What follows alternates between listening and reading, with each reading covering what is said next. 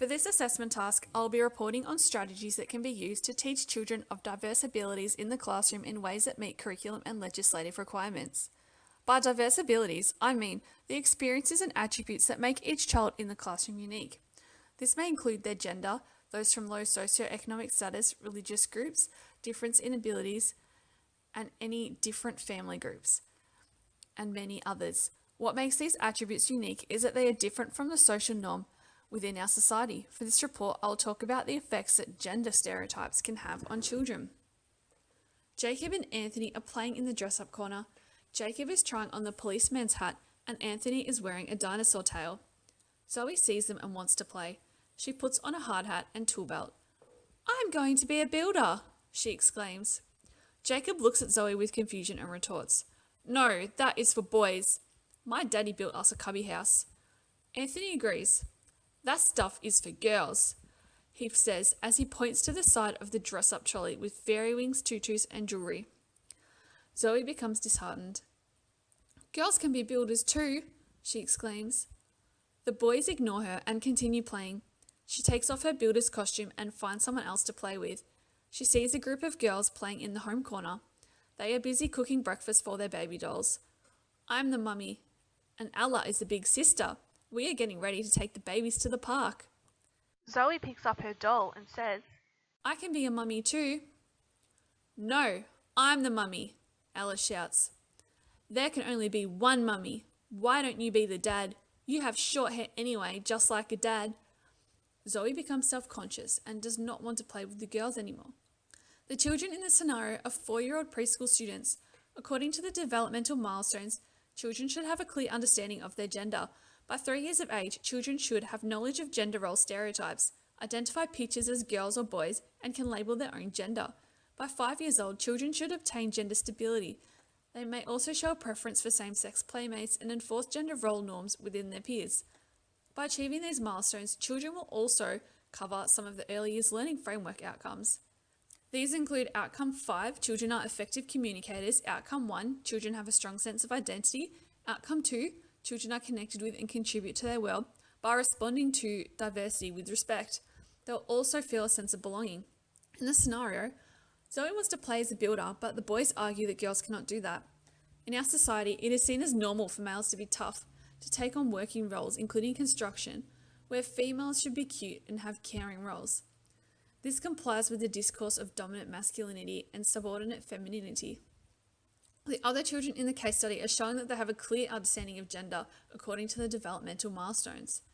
But what about children like Zoe? According to these milestones, Zoe does not have a clear understanding of gender and has not yet met the milestones. By looking at the scenario from a diverse eye, it becomes evident that there are many factors that contribute to this. Heteronormativity assumes that everyone is or should be heterosexual. To succeed, they must conform to the dominant heterosexual discourse that positions girls as passive subordinate and thus complementary to boys. This reduces play opportunities for both boys and girls. As a teacher, I can use a queer eye to critically reflect on children's play and influence my practice. Queer eye is a term informed by queer theory that allows educators to understand and challenge gender stereotypes to the norms of heterosexuality. Queer theory questions the assumption that there is a normal expression of gender. The milestone suggests that children should have knowledge of gender roles and enforce these norms within their peers. Zoe has challenged the gender norms by wanting to play as a builder. By having the gender roles and norms reinforced by her classmates, she has missed out on the opportunity to play as a builder, as well as preventing Zoe from developing these skills that would come from exploring this role through play. She may also be feeling hurt and wondering where she fits into this world, affecting her sense of belonging. Gender performativity helps us see that gender is never fixed and there are different ways to be gendered. Hence, it is perfectly acceptable for Zoe to perform her gender in whichever way she wishes. She does not have to like playing with girly dress-ups, have long hair, or engage in a traditional mum and dad family during playtime to perform her gender right. As a teacher, it is important to offer support to children with diverse abilities to create positive learning and developmental experiences. In this case, Zoe and the other girls in the classroom need additional support to challenge gender norms that prevent them from reaching their full potential. The Convention of the Rights of the Child states in Article 29, Part D, that the education of the child shall be directed to equality of the sexes. Across the world, gender inequality has a significant impact on females. Women and girls have lower educational outcomes, higher incidence of physical and sexual abuse, and higher mortality rates. Women are more likely to obtain lower paying work globally, earning 24% less than men. United Nations recognizes the importance of empowering females to achieve gender equality. It is important to address gender inequality in the early years, as this is where children begin to recognize social norms and gender stereotypes. The Victorian Gender Equality Strategy identifies early childhood as the place in which children develop concepts of gender and gender difference. It is also a significant stage in the development of their identity, as this is a key element of the early years learning framework. By the time children reach primary school age, they already understand the expectations of their gender.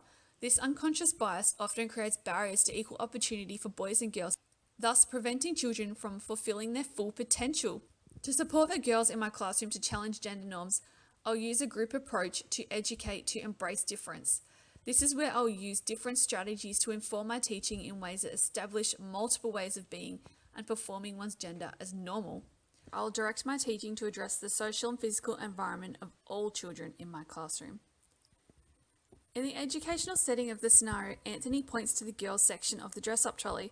By dividing the costumes this way, it is further creating the barrier between the boys and girls in the classroom and reinforcing gender stereotypes. My first step to addressing the issue in the classroom will be to remove this divide. Costumes will not be placed in two different sections. I'll encourage children to use any costume they like, regardless of gender, by hanging up posters around the area of boys and girls dressed in non-traditional dress-ups of their gender. This is only a starting point to creating an inclusive environment that encourages children to challenge gender norms. The changes to the physical environment will make little difference unless the teacher uses a proactive approach to facilitate children's own reflections on gender. I will create an experience that includes all children in the classroom. Research suggests that by using group time for developmentally appropriate conversation with children, they are able to gain a more complex understanding of femininity. During group time, I can ask children to sort the costumes into piles. I can use a variety of questions to ask children why these clothes are in these piles, including, in this pile, what can girls dress up as? What about the boys? Why can't girls dress up as the builder? Do you think girls wouldn't like to do that? And so on. By fostering an honest, questioning environment, children can critically reflect on how gender norms can limit people's choices. I can remind children that they can use any costumes that they like and that there is no right or wrong way to act a certain gender. In this approach, it is important to also include families in the process. I can include families by fostering discussions with them during pick-up and drop-off times, as well as providing descriptions of children's conversations and point of views into the weekly class newsletter. Bailey and Taylor suggest that some parents may find these conversations uncomfortable, so it is important to include the teacher's own honest reflections about gender, power, inclusion, and exclusion. But what about other professionals? For this approach to be effective, it is important for other work colleagues to understand the importance of challenging gender norms. They may believe that having conversations about gender equality with children irrelevant into the early years setting. By having conversations with colleagues, I can discuss my own reflections with them and encourage them to also look at children's play using queer theory. Cullen describes this resistance to questioning gender and sexual norms with children as yet another example of the powerful effects of heteronormativity. By creating modifications to the learning environment and including children, families, and other colleagues in the conversations, I'm able to begin to break down the barriers that have limited the development of learning of children in the classroom, especially in the case with supporting Zoe to challenge her gender norms.